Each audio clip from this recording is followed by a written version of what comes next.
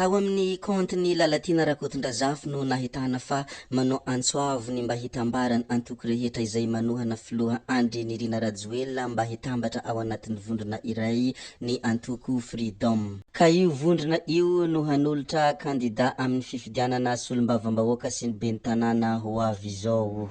Satria nanao fiarabana tratran'ny taona 2024 manko ny antoko Freedom, nohon' izany dia nisy hevitra lehibe nasongadin'izy ireo nandritran' izany fiarabana tratran'ny taona izany.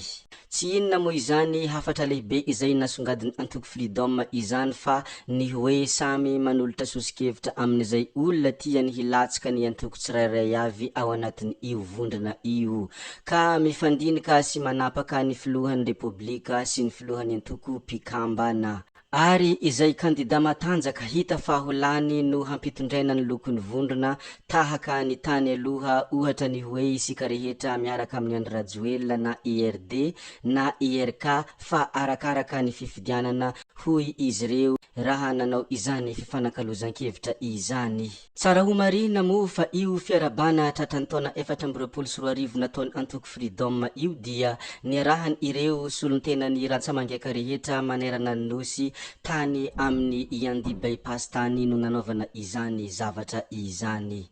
Ary nanambara ihany koa izy ireo fa handray anjara amin'ny fifidianana rehetra ho avy ny antoko Freedom ary miandrandra ny hisiany alliance eo amin'ireo samy antoko rehetra manohana ny fitondrana ankehitriny.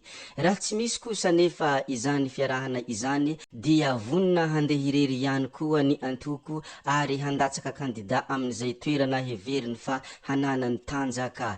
Ary rehefa vita moa izay dia nampiatsiahy mazava izy ireo fa saropiaro amin'ny fiarovana ny fitondrana ankehitriny ny antoko satria namono tena tamin'ny fampandaniana indray ny filoha Andry Nirina Rajoelina. Izany no fampitsiahivana izay no tenenin izy ireo raha nanambara izany fanambarana izany. Nohon' izany dia manohana feno ny vinany Andriamatoa filoha amin'ny ity 5 taona vaovao ity ny antoko, nefa tsy hafaka hiraitsi-kombakomba kosa amin'izay manao tsy mety avy ao anatiny ka haharatsy endrika izany fitondrana izany.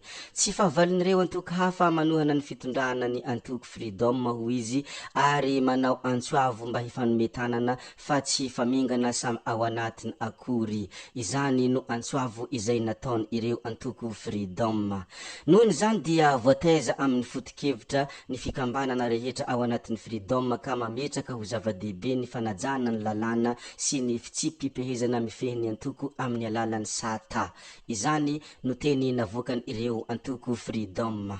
Noho ny farany moa no nolazany ireo antoko Freedom fa anohy ny fitaizana ara-politika ny mpikambana ny antoko mba ho olo voaomana sy masaka ara-potikevitra no mandray andraikitra amin'ny fitantanana ny firenena. Volamena latsaka amboviko ny antoko izy ireo ka tsy avelany hasina tsy hamiratra ary ho porofony ireo mpikambana mandrakariva fa mendrika ny andraikitra izay raisin'izy ireo ho fanompoana ny tanindrazana sy ny vahoaka malagasy ihany koa. Zay sy zay moa ny hafatra izay no fampitafitafany ireo antoko Freedom ary indrindra moa ny hafatra lehibe izay nasongadin'izy ireo nandritran' izany fiarabana tratran'ny taona 2024 izany.